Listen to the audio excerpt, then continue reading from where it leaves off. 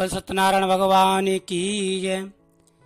नमस्कार, स्वागत है आप सभी का मेरे एच.एस. भारद्वाज यूट्यूब चैनल पर। आज मैं आपको श्री सत्यनारायण व्रत कथा के 5वें अध्याय की कथा सुना रहा हूँ। साथ में पूजन विधि और सामग्री भी बताऊंगा। आप कथा को पूरा सुने। श्री सत्यनारायण भगवान की कथा करने से इंसान के सभी मनोरथ पूरे होते हैं। जो नेम से सत्यनारायण भगवान की पूर्णमास व संक्रांति को कथा करते हैं, उनको पुत्र और धन की प्राप्ति होती है। उनके सभी मनोरथ पूरे होते हैं। सत्यनारायण भगवान शीघ्र ही मनोकामना पूरी करते हैं। सबसे पहले मैं आपको सामग्री बता रहा हूँ। आप एक पेन कापी लेकर के सामग्री को लिख लें। केले के खम्भे ले लें या पत्ते ले लें।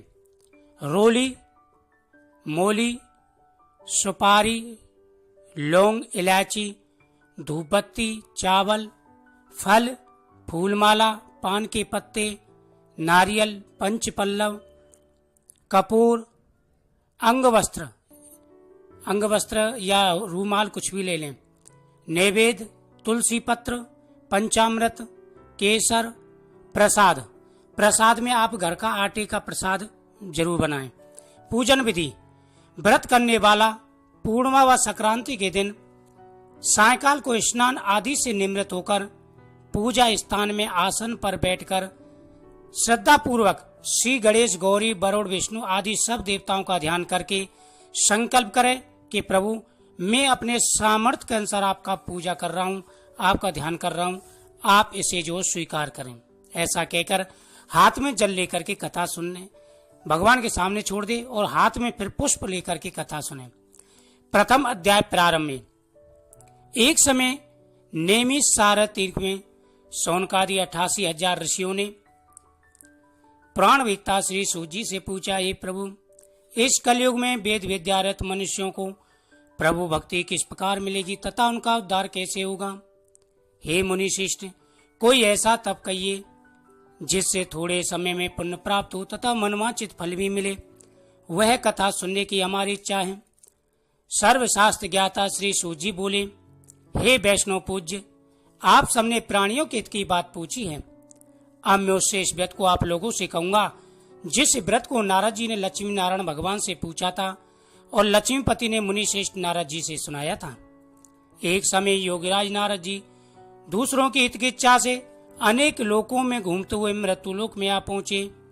यहाँ अनेक योनियों में जन्म प्रातः सभी मनुष्यों को अपने कर्मों द्वारा अनेक दुखों से पीड़ित देखकर सोचा, किस यत्न के करने से निश्चयी प्राणियों के दुखों का नाश हो सकेगा। ऐसा मन में सोचकर विष्णुलोक को वहां श्वेत बड़ और 4 भुजाओं वाले देवों के इस नारायण को देखकर, जिनके हाथों में शंख चक्र गदा थे, पद थे तथा बरमाला पहने हुए थे, देखकर स्तुति करने लगे। हे भगवान, आप अत्यंत शक्ति से संपन्न हैं।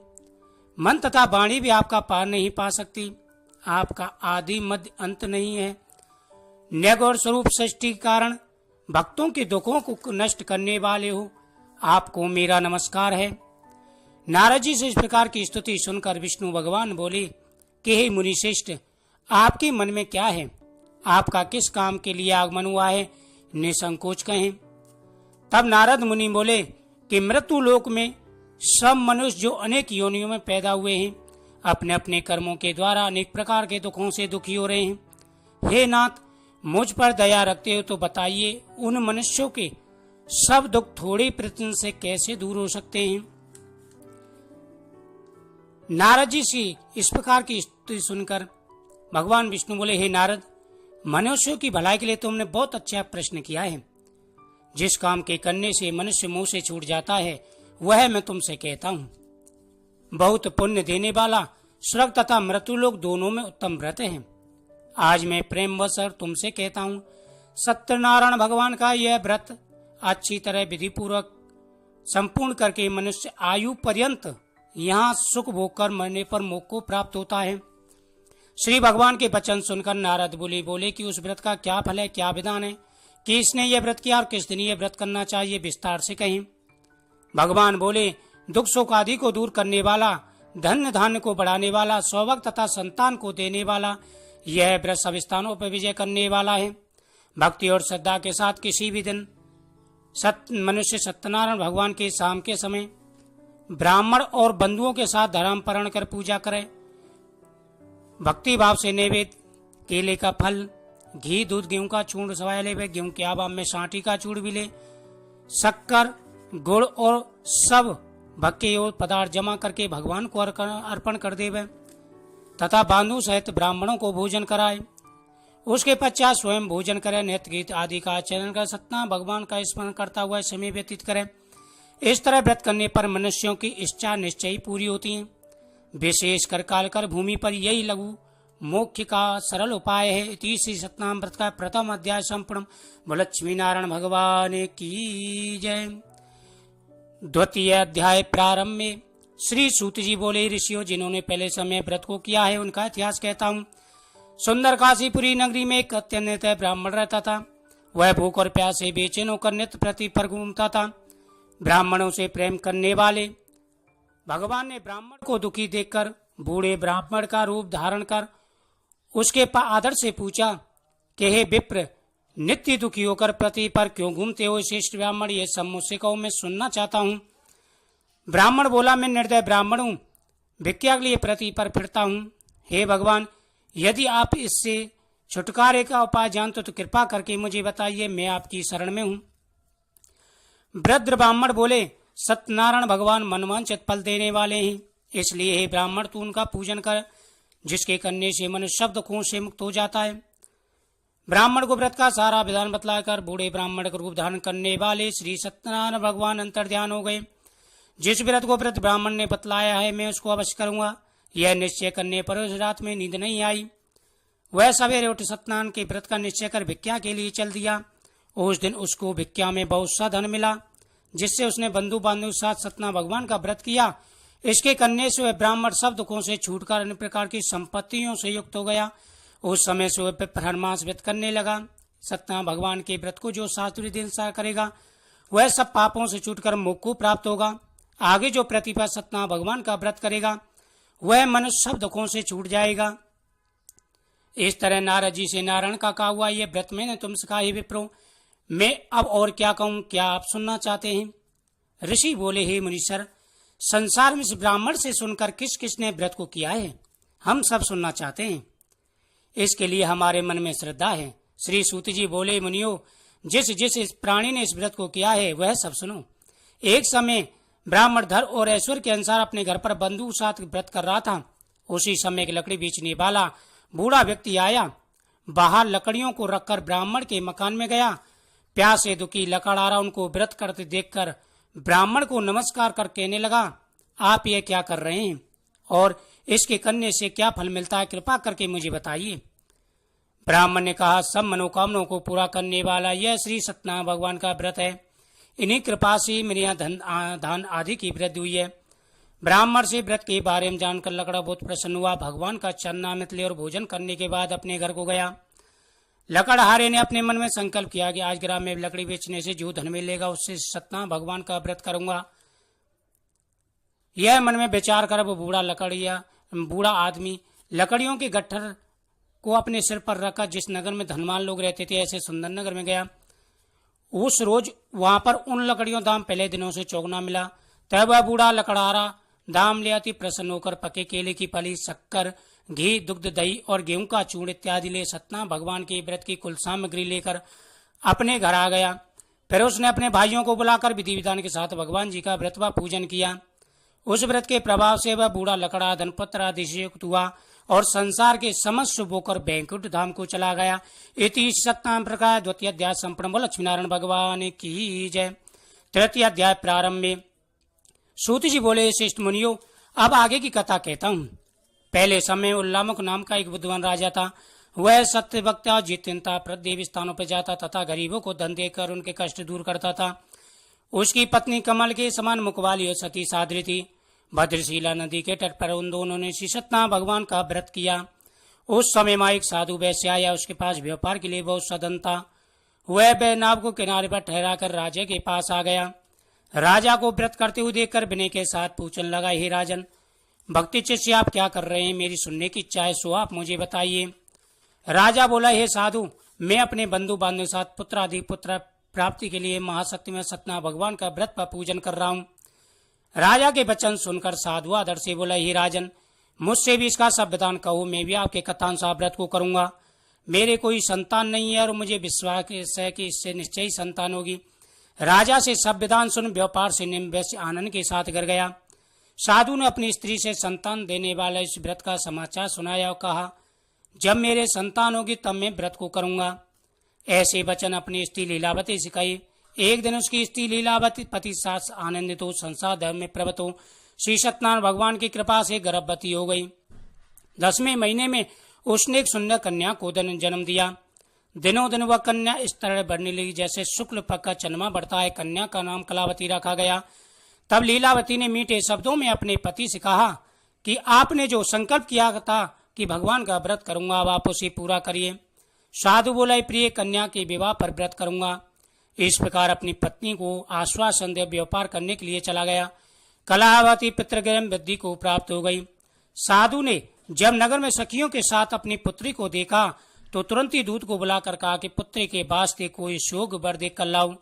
साधु की आज्ञा पाकर दूत कंचन नगर पहुंचा। वहां पर बड़ी खोज कर देखभाल कर लड़की के लिए सो बड़े पुत्र देख कर ले आया। उस युवक लड़के को देखकर साधु ने बंधु बांधव से प्रसन्नचित होकर अपनी पुत्री का विवाह उसके साथ कर दिया। किंतु दुर्भाग्य से विवाह के समय भी सत्यनारायण भगवान का व्रत करना भूल गया। तब श्री भगवान क्रोधित हो गए और उन्हें श्राप दिया कि तुम्हें दारुण दुख प्राप्त होगा। अपने कार्य में कुशल साधु बनिया दामा सहित समुद्र के पास स्थित रत्नसारपुर नगर में गए और वहां दोनों ससुर जमाई राजा चंद्रकेतु इस नगर में व्यापार करने लगे। एक रोज भगवान सत्यनारायण की माया से प्रेरित कोई चोर राजा का धन चुरा कर भागा जा रहा था। किंतु राजा के दूतों को आता देखकर चोर ने घबराकर राजा के धन को वहीं चुपचाप रख दिया जहाँ ससुर जमाई ठहरे हुए थे। जब दूतों ने साधु वैश्य के पास राजा के धन को रखा देखा तो दोनों को बांध कर ले गए और राजा के समीप जाकर बोले, हम दो चोर पका देखकर आज्ञा दें। तब राजा ने उनको कठिन कारागार में डालने की आज्ञा दी। उनका सब धन छीन लिया गया। सत्यनारायण भगवान के श्राप के द्वारा उसकी पत्नी घर पर बहुत दुखी। उनके घर पर रखा धन चोर चुरा के ले गए। शारीरिक मानसिक पीड़ा तथा भूख और प्यास से अति दुखित हो अन्न की चिंता में कलावती कन्या ब्राह्मण के घर गई। वहां उसने सत्यनारायण भगवान का व्रत होते देखा। फिर कथा सुनिया प्रसाद ग्रहण कर रात को घर आई। माता ने कलावती से कहा, पुत्री अब तक तो कहाँ थी, बात तेरे मन में क्या है? कलावती बोली, हे माता, मैंने एक ब्राह्मण के घर श्री सत्यनारायण भगवान का व्रत होते देखा। कन्या के वचन सुनकर लीलावती भगवान के पूजन की तैयारी करने लगी। लीलावती ने परिवार से बंधुओं से श्री सत्यनारायण भगवान का व्रत व पूजन किया और वर मांगा कि मेरे पति और दामाद शीघ्र आ जाए। साथ ही प्रार्थना की, हम सबका अपराध क्षमा करो। सत्यनारायण भगवान ने इस से संतुष्ट हो गए। राजा चंद्रकेतु को स्वप्न दर्शन देकर कहा, हे राजन, दोनों वैश्यों को प्रातः ही छोड़ दो और सब धन जो तुमने ग्रहण किया लौटा दो, नहीं तो मैं तेरा धन पुत्र आदि नष्ट कर दूंगा। राजा से ऐसे वचन कहकर भगवान अंतर्ध्यान हो गए। प्रातःकाल राजा चंद्रकेतु ने सभा में अपना शुभ सुनाया। फिर दोनों बड़े पुत्रों को कैसे मुक्त कर सभा में बुलाया। दोनों ने आते ही राजा को नमस्कार किया। राजा मीठे वचनों से बोला, हे महानुभावों, भाभी बस ऐसा कठिन दुख प्राप्त हुआ है, अब तुम्हें कोई भय नहीं है। ऐसा कहकर राजा ने उनको नन्हे भूषण पहनाए तथा उनका जितना धन लिया था उससे दूना धन देकर आदर के साथ विदा किया। दोनों वैसे अपने घर को चल दिए। इति श्री सत्यनारायण प्रकार तृतीय अध्याय संपूर्ण। वो लक्ष्मी नारायण भगवान की जय। चतुर्थ अध्याय प्रारंभ में सूत जी बोले, वैश्य ने मंगलाचार करके यात्रा की और अपने नगर को चला। उनके थोड़ी दूर निकलने पर दंडी वेशधारी सत्यनारायण भगवान ने उनसे पूछा, ये साधु तेरे नाम में क्या है? अभिमानी बड़े हंसता हुआ बोले, हे दंडी, आप क्यों पूछते, क्या धन लेने की इच्छा है? मेरी नाम में तो बेल और पत्र भरे हैं। वैश्य का कठोर वचन सुनकर भगवान ने कहा, तुम्हारा वचन सत्य हो। दंडी ऐसा कहकर वहां से चले गए। कुछ दूर जाके समुद्र किनारे बैठ गए। दंडी के जाने पर वैश्य ने नित्य क्रिया करने के बाद नाभ को ऊंची देकर अचम्मा किया तथा नाम में बेल पत्र आदि देकर मूर्ति तो जमीन पर गिर पड़ा। फिर मूर्छा खुलने पर अत्यंत शोक प्रकट करने लगा। तब उसके दामाद ने कहा कि आप शोक ना करें, यह दंडी का श्राप है, अतः उनके शरण में चलना चाहिए, तभी हमारी मनोकामना पूरी होगी।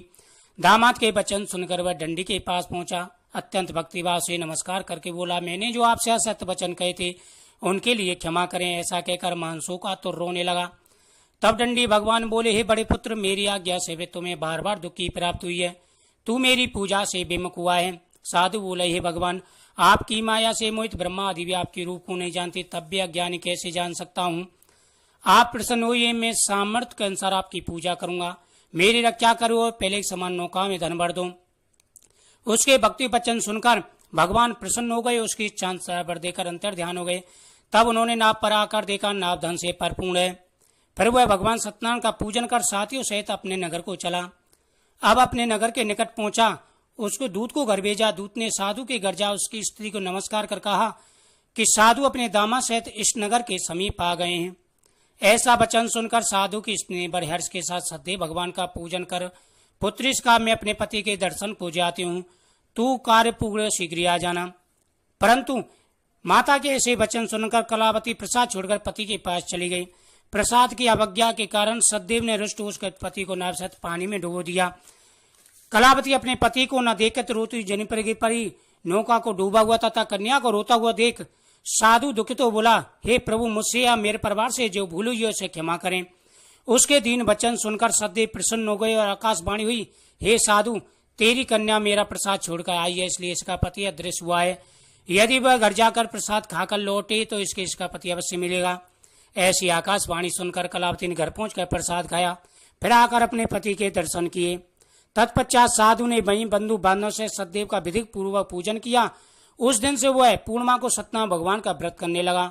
फिर इस लोक का शुभ होकर अंत में स्वर्गलोक हो गया। इति श्री सत्यनारायण प्रकाश चतुर्ध्याय संपूर्णम। बोले लक्ष्मीनारायण भगवान की जय। पंचम अध्याय प्रारंभ में श्री सूत जी बोले, हे ऋषियों, मैं एक और कथा कहता हूँ। प्रजा पालन में लीन त्वदुन नाम का एक राजा था। उसने भी भगवान का प्रसाद त्याग कर बहुत दुख पाया। एक समय वन में जाकर वन पशुओं को मारकर बड़ वृक्ष के नीचे आया। वहां उसने ग्वालों को भक्ति भाव से बंधों से सत्यनारायण भगवान का पूजन करते देखा। राजा अपमानवश ना तो वहां गया और न ही सदैव भगवान को नमस्कार किया। जब ग्वालों ने भगवान का प्रसाद उसके सामने रखा तो वह प्रसाद त्याग कर अपनी नगरी को चला गया। वहां अब उसने अपना सब कुछ नष्ट पाया तो वह जान गया यह सब भगवान ने ही किया है। वह विधि पूर्वक पूजन का प्रसाद खाया तो सदैव की कृपा से पहले जैसा था वैसा ही हो गया। दीर्घ काल तक शुभ होकर मरने पर सोलोक हो गया। जो मनुष्य परलम दुर्लभ व्रत को करेगा भगवान की कृपा से धन की प्राप्ति होगी। निर्धन धनियों बंधन से भक्तों बंदी बंधन से मुक्त होकर निर्भय हो जाता है। संतानहीनों को संतान प्राप्ति होती है तथा सब मनोरथ पूर्ण होकर अंतिम बैकुंठ धाम को जाता है। जिन्होंने पहले समय व्रतों किया उनके जन्म की कथा कहता हूँ। वृद्ध सतानंद ब्राह्मण ने सुदामा का जन्म लेकर मुक्ति पाया। उल्लामुख नाम के राजा दशरथ होकर बैकुंठ लोक को प्राप्त हुए। साधु नाम के वैश्य ने मोरोद्ध बनकर अपने पुत्र को आर्य चीरकर मोक्ष को प्राप्त किया। महाराज द्वंद्व स्वयंभू होकर भगवान ने भक्ति कर्म कर मोक्ष को प्राप्त किया। इति श्री सत्यनारायण प्रकाश पंचम अध्याय संपूर्ण। बोल लक्ष्मीनारायण भगवान की जय। ओम जय लक्ष्मी रमणा स्वामी, जय लक्ष्मी रमणा, सत्यनारायण स्वामी जनपात के हरिणा। ओम जय लक्ष्मी रमणा। रतन जड़ते सिंहासने अद्भुत छवि राजे, नारद करत निरंतर घंटा ध्वनि बाजे। ओम जय लक्ष्मी रमणा प्रगटे भई कले कारण, ध्वज को दरस दियो, बूढ़ो ब्राह्मण बन कर कंचन मेल कियो। ओम जय लक्ष्मी रमणा दुर्बल भील कराला, जिन पर कृपा करी, चन्न चूड़ी के राजा तिनकी विपते हरि। ओम जय लक्ष्मी रमणा वैश्य मनोरथ पायो, श्रदा तज दीनी, सो भले भोग्यो प्रभु जी फिर स्तुत कीनी। ओम जय लक्ष्मी रमणा भावे भक्ति के कारण, छिन छिन रूप धर्यो, श्रद्धा धारण कीनी, तिनको काज सर्यो। ओम जय लक्ष्मी रमणा ग्वाले बाले संग राजा, बन में भक्ति करी, मन वंचित फल दीनो, दीन दयाले हरि। ओम जय लक्ष्मी रमणा चढ़त प्रसाद सबायो, कदले फल मेवा, धूप दीप तुलसी से राजश्री सतदेवा। ओम जय लक्ष्मी रमणा सत्यनारायण जी की आरती, जो कोई नरे गावे कहत शिवानंद स्वामी, मनवांचिते फले पावे। ओम जय लक्ष्मी रमणाम अच्युतम केशवम श्रीराम नारायणम कृष्ण दामोदरम श्रीवासुदेवम श्रीधवम माधवम गोपका वल्लभम जानकी नायकम श्रीरामचंद्रम भजे।